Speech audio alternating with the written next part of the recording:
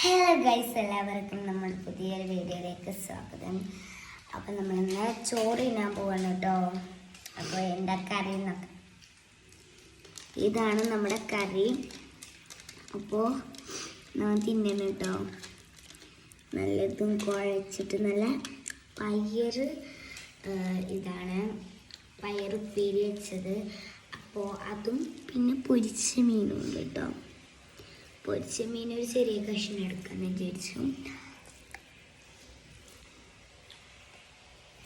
അപ്പോൾ രസമാണ്, നല്ല ടേസ്റ്റും. അത്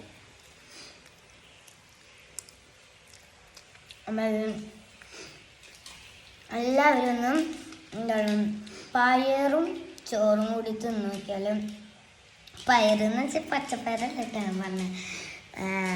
പയർ ഉപ്പേരിയും ചോറും കൊടുത്ത് നോക്കിയ അടിപൊളി ടേസ്റ്റാണ്. നമ്മൾ ഏതോ ലോകത്ത് പോയ പോലെ.